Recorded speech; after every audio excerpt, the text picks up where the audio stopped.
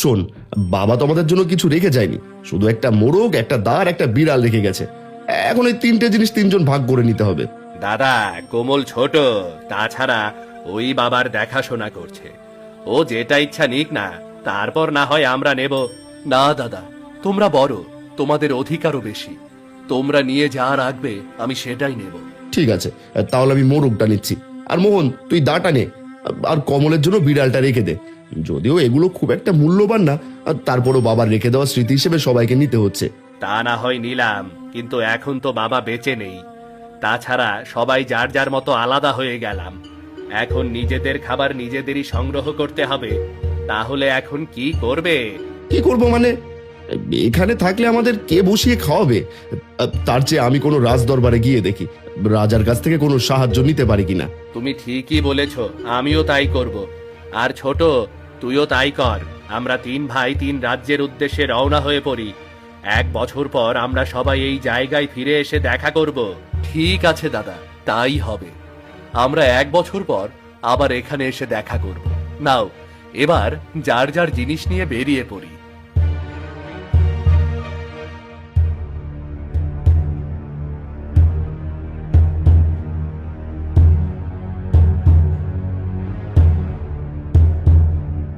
মদনের কথা অনুযায়ী 3 ভাই 3 দিকে চলে যায়। আস্তে আস্তে মদন দক্ষিণের রাজ্য হিমনগরে এসে পৌঁছায়। সে হিমনগরে প্রবেশ করতে রাজা হিমচন্দ্রের ঘোষণা শুনতে পায়। শুনুন শুনুন শুনুন, মহারাজ হিমচন্দ্র ঘোষণা করেছেন যে মহারাজকে না ডেকে সকাল সকাল মহারাজের ঘুম ভাঙানোর ব্যবস্থা করতে পারবে, মহারাজ তাকে বিপুল অর্থ পুরস্কার দেবে। শুনুন শুনুন শুনুন। আরে বাহ, এই রাজ্যে প্রবেশ করতে না করতেই সুসংবাদ পেলাম। যাই যাই, তাড়াতাড়ি মহারাজের কাছে যাই।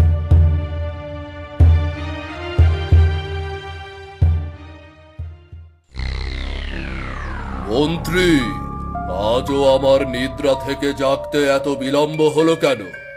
এভাবে প্রতিদিন বিলম্ব করে রাজসভায় আসলে রাজ্য কি করে চলবে? মহারাজ, আপনি তো আপনার নিদ্রাভঙ্গের ওপর নিষেধাজ্ঞা আরোপ করেছেন মহারাজ। কেউ যদি ডেকে আপনার নিদ্রাভঙ্গ করে, তাহলে তো আপনি তাকে কঠিন শাস্তি দেবেন মহারাজ। হ্যাঁ, নিষেধাজ্ঞা আরোপ করেছে। তাই বলে তুমি মন্ত্রী হয়ে এমন ব্যবস্থা করতে পারছো না কেন যেন কেউ না ডাকলেও আমি সকাল সকাল নিদ্রা থেকে জেগে উঠতে পারি? মহারাজ, আপনি চিন্তা করবেন না, আমি সারা রাজ্যে ঘোষণা দেওয়ার ব্যবস্থা করছি মহারাজ। এবার কোনো না কোনো একটা উপায় বের হবেই মহারাজ। এই ছেলে, কে তুমি? কোনো অনুমতি ছাড়া সোজা রাজ্য দরবারে প্রবেশ করেছ? আমি এক সাধারণ কৃষকের ছেলে, আর মহারাজের ঘোষণা শুনেই সোজা রাজ দরবারে প্রবেশ করেছি। ঘোষণা শুনে প্রবেশ করেছ? তাহলে কি তুমি না ডেকে মহারাজের ঘুম ভাঙানোর ব্যবস্থা করতে পারবে? হ্যাঁ, পারবো, আর এই জন্য এসেছি। তা কি করে সম্ভব? আবার এত জ্ঞানী মন্ত্রী থাকতেও যা পারছে না, তা তুমি সাধারণ ছেলে হয়ে কি করে করবে? মহারাজ, মন্ত্রীমশাই না পারলেও আমি পারবো। এই যে দেখছেন মোরগ, এটা কোনো সাধারণ মোরগ না, এটা মন্ত্রপ্রত মোরগ।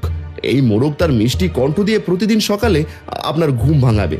সত্যি সত্যি এই মোরগ তার মিষ্টি সুরে আমার ঘুম ভাঙিয়ে দেবে, আর রাজ দরবারে আসতে আমার বিলম্ব হবে না? হ্যাঁ মহারাজ, সত্যি বলছি, আপনি যেমনটা চাইছেন ঠিক তেমনটাই হবে। বেশ, তোমার এই মোরগ যদি সত্যি সত্যি তার মিষ্টি কণ্ঠ দিয়ে আমার নিদ্রা ভঙ্গ করতে পারে, তাহলে তুমি অনেক পুরস্কার পাবে। আর যদি আমাকে রাগান্বিত করে, তাহলে তোমাকে কঠিন শাস্তি পেতে হবে। যথাজ্ঞা মহারাজ, আমার কথা সত্য না হলে আপনি আমাকে যা শাস্তি দেবেন আমি তা মাথা পেতে নেব। ঠিক আছে মন্ত্রী, তুমি একে নিয়ে যাও, আর আমার শয়নের কক্ষে এই মোরগ রাখার ব্যবস্থা করো। যাও। যথাজ্ঞা মহারাজ। এই চলো।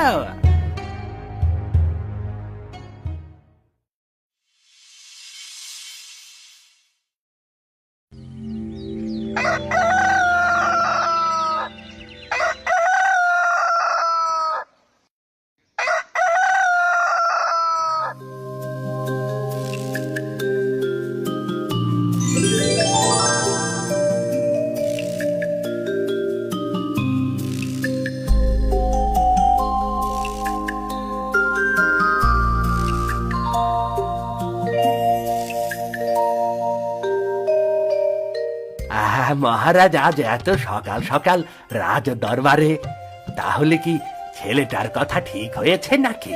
হ্যাঁ মন্ত্রী, ছেলেটার কথা একদম ঠিক, কিন্তু এত সহজ বুদ্ধি কেন তোমার মাথায় আসলো না এটাই বুঝতে পারছি না। মহারাজ বলে আর লজ্জা দেবেন না। মহারাজ, তাহলে তো এবার আমি আপনার পুরস্কারের যোগ্য। হ্যাঁ, কিন্তু তুমি পুরস্কার নিতে চাও নাকি কাজ নিতে চাও? না না মহারাজ, আমি কোনো কাজ চাই না, কর্ম করতে আমার ভালো লাগে না। আপনি পুরস্কার দিন, তাতেই আমি খুশি। বেশ, তাই হবে। মন্ত্রী, তুমি এই ছেলেটাকে 100 স্বর্ণমুদ্রা পুরস্কার হিসেবে দিয়ে দাও, কেমন? যথা আজ্ঞা মহারাজ।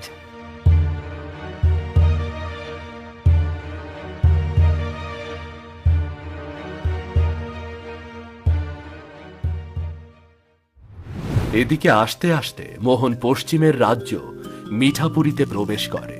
মিঠাপুরীর রাজা অমল বর্মন অনেক ধনী, তার রাজকোষে শুধু দামি হিরে জহরত দিয়ে পরিপূর্ণ, সাথে বিশাল সেনাবাহিনী। কিন্তু রাজা অমল বর্মনের বিশাল সেনাবাহিনী থাকলেও তার কাছে ছিল না কোনো ধাতব অস্ত্র। ওদিকে সোনাহালি রাজ্যের রাজা দিলীপ চন্দ্র রাজা অমল বর্মনকে যুদ্ধের ঘোষণা দিয়েছে। এই নিয়ে রাজা অমল বর্মন অনেক চিন্তিত। কি ব্যাপার মন্ত্রী, আমার এত বড় সেনাদল দেখেও রাজা দিলীপ চন্দ্র কেন আমার বিরুদ্ধে যুদ্ধ ঘোষণা করেছে? মহারাজ, অপরাধ ক্ষমা করবেন।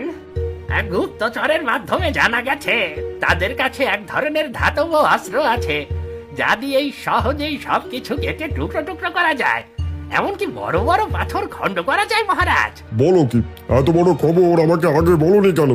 তাছাড়া সেই ধাতব কেমন আর কোথায় পাওয়া যায়? সেগুলো দেখতে কেমন আর কোথায় পাওয়া যায় তা আমারও জানার বাইরে মহারাজ।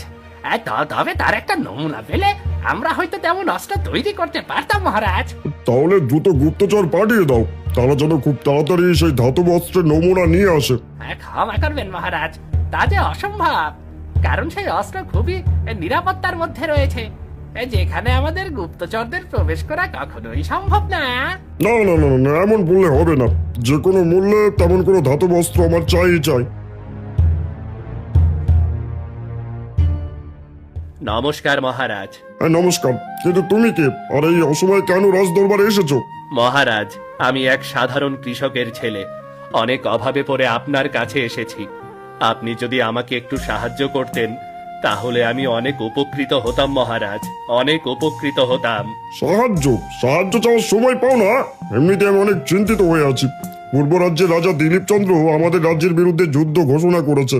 অপরাধ ক্ষমা করবেন মহারাজ, আপনার এত বড় সেনাদল থাকতে আপনি এত চিন্তিত থাকবেন কেন? বিশাল সেনাদল থাকলে কি হবে? রাজা দিলীপ চন্দ্রের মতো ধাতব অস্ত্র আমার সেনাদের নেই, যে ধাতব অস্ত্র দিয়ে সবকিছু কেটে ফেলা যায়। মহারাজ, অনুমতি দিলে আমি আপনাকে তেমন একটা অস্ত্র দেখাতে পারি, যা এক কঠিন ধাতব দিয়ে তৈরি। কি, তোমার কাছে এমন অস্ত্র আছে? কিন্তু তুমি এমন অস্ত্র কোথায় পাবে? মহারাজ, আমার পিতা ছিলেন একজন জ্ঞানী মানুষ, সে মাটিতে থাকা লাল মরিচিকা দিয়ে সেই কঠিন অস্ত্র তৈরি করেছে। বেশ, তাহলে দেখাও তোমার হাতিয়ার।